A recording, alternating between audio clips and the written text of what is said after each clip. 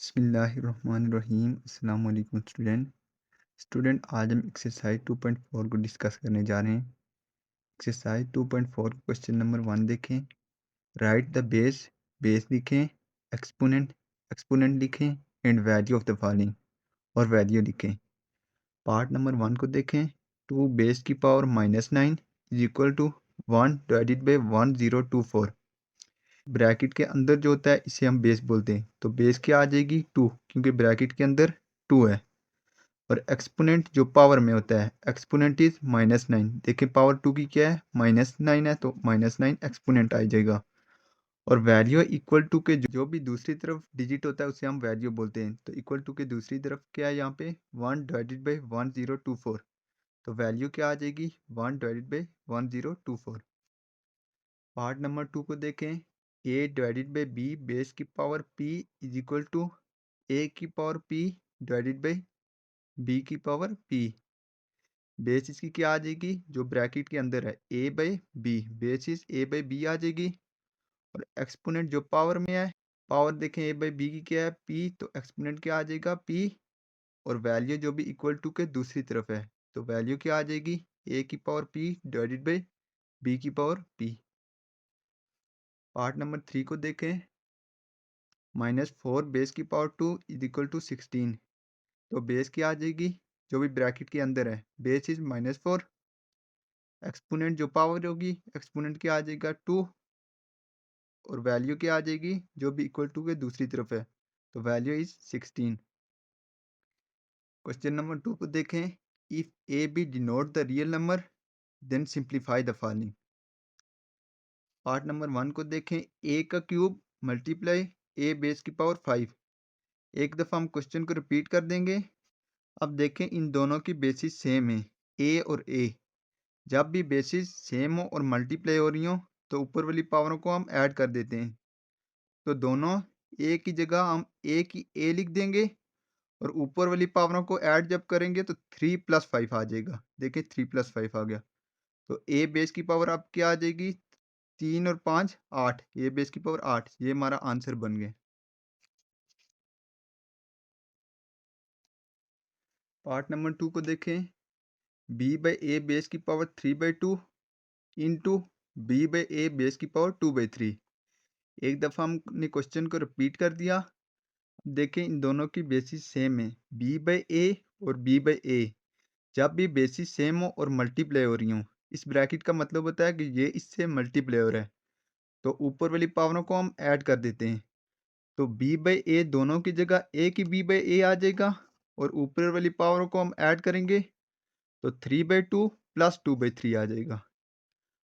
अब हम इन दोनों का एलसीएम लेंगे तो 3 3 ज़र 9 हो जाएगा, प्लस की जगह प्लस ही आ जाएगा, और 2 2 ज़र 4 हो जाएगा।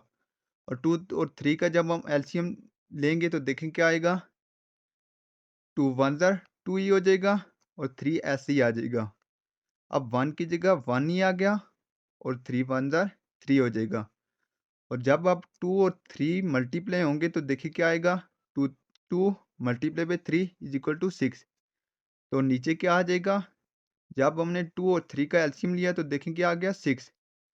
अब बी बाई ए की जगह बी बाई ए ही आ जाएगा, और 9 और 4 13 हो जाएंगे। डिवाइड की जगह डिवाइड ही आ जाएगा, और 6 नीचे आ जाएगा। ये हमारा आंसर आ गया। पार्ट नंबर 3 को देखें। -a बेस की पावर 4 मल्टीप्लाई -a बेस की पावर 3। एक दफ़ा हमने क्वेश्चन को रिपीट कर दिया।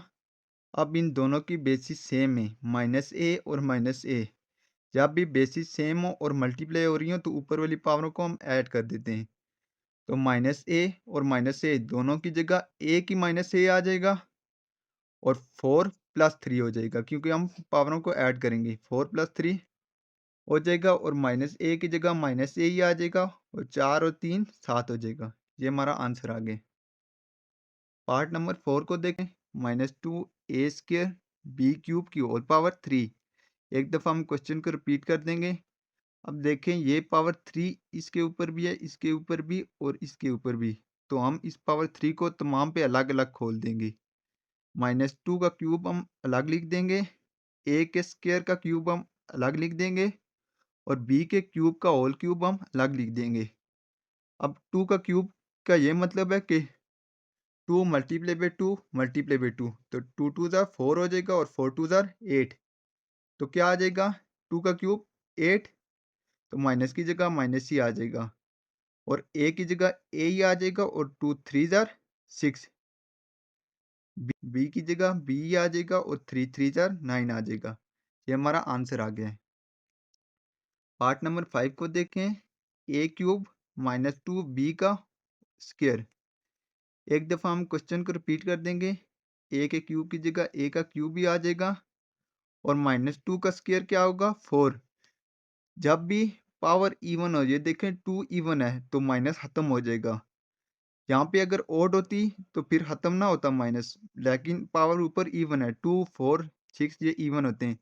तो माइनस, तो जब -2 का स्क्वायर होगा तो किसके इक्वल हो जाएगा 4 के, क्योंकि माइनस खत्म हो गया है, इसलिए खत्म हुआ है क्योंकि पावर ऊपर इवन है। अब -2 का स्क्वायर 4 आ जाएगा और बी का स्क्वायर की जगह बी का स्क्वायर ही आ जाएगा। अब हम इसे रीअरेंज करके लिख देंगे। 4 पहले हम लिख देंगे ए क्यूब और बी स्क्वायर, ऐसे हम लिख देंगे। ये हमारा आंसर बन गया। पार्ट नंबर 6 को देखें। ए स्क्वायर बी इंटू ए स्क्वायर बी। एक दफ़ा हम क्वेश्चन को रिपीट कर देंगे। अब ए के स्क्वायर की जगह ए का स्क्वायर ही आ जाएगा और बी की जगह बी ही आ जाएगा। जिस पे पावर कोई ना हो, यहाँ पे देखें कोई नहीं थी तो उस पे पावर 1 होती है। मल्टीप्लाई यहाँ पे आ जाएगा क्योंकि इस ब्रैकेट का मतलब होता है कि ये इससे मल्टीप्लाई हो रहा है। और ए के स्क्वायर की जगह ए का स्क्वायर ही आ जाएगा और बी की जगह बी आ जाएगा और इस पे पावर कोई नहीं है तो इसलिए इस पे पावर क्या होगी 1। अब इन दोनों की बेसिस सेम है। देखें ए और ए, जब भी बेसिस सेम हो तो ऊपर वाली पावरें ऐड हो जाती हैं। तो दोनों ए की जगह ए की ए आ जाएगा और 2 + 2 हो जाएगा। अब दोनों बी की जगह ए की बी आ जाएगा और 1 + 1 हो जाएगा। अब ए की पावर 2 + 2 4 आ जाएगी और बी की पावर 1 + 1 2 आ जाएगी। ये हमारा आंसर आ गया। पार्ट नंबर 7 को देखें। ए बेस की पावर 0 बी बेस की पावर 0 डिवाइडेड बाई 2। एक दफ़ा हम क्वेश्चन को रिपीट कर देंगे। अब देखें ए बेस की पावर 0 कितनी होती है 1। किसी भी चीज़ की पावर 0 हो तो वो हमेशा 1 के इक्वल होगी। अगर 100 की पावर भी 0 होगी तो वो 1 के इक्वल होगी। तो ए बेस की पावर 0 किसके इक्वल होगी 1। बी बेस की पावर 0 1 के इक्वल आ जाएगी और डिवाइड बाई 2 ऐसे ही आ जाएगा। और 1 मल्टीप्लाई जब होगा 1 से तो क्या आ जाएगा 1 1 ज़ार 1 डिवाइडेड बाई 2 ऐसे ही आ जाएगा। पार्ट नंबर 8 को देखें। -3a² बी का स्क्वायर का होल स्क्वायर। एक दफ़ा हमने क्वेश्चन को रिपीट कर दिया। अब ये देखें ये स्क्वायर इस पे भी है, इस पे भी, तो इस पे भी, क्योंकि तीनों पे होल स्क्वायर है तो इसे हम तीनों पे खोल देंगे। -3 का स्क्वायर हम अलग कर देंगे, ए स्क्वायर का होल स्क्वायर हम अलग कर देंगे और बी के स्क्वायर के ऊपर स्क्वायर हम अलग कर देंगे। अब -3 का स्क्वायर है तो -3 का स्क्वायर कितना होता है 9, क्योंकि पावर ऊपर इवन है तो माइनस खत्म हो जाएगा। ए की जगह ए ही आ जाएगा और 2 2 ज़ार 4 हो जाएगा और बी की जगह बी आ जाएगा और 2 2 ज़ार 4 हो जाएगा। ये हमारा आंसर आ गया। पार्ट नंबर 9 को देखें। ए स्क्वायर डिवाइडेड बाई बी की पावर 4 की होल पावर 3/2। एक दफ़ा हमने क्वेश्चन को रिपीट कर दिया। अब देखें ये 3/2 पावर ए के स्क्वायर के ऊपर भी है और 3/2 पावर बी की पावर 4 के ऊपर भी है। तो हम इसे दोनों पे अलग अलग खोल देंगे। ए स्क्वायर की पावर 3/2 हम अलग कर देंगे और बी की पावर 4 की पावर 3/2 हम अलग कर देंगे। अब ये 2 2 से कैंसिल हो जाएगा और ये 2 1 ज़ार 2 हो जाएगा और 2 2 ज़ार 4 हो जाएगा।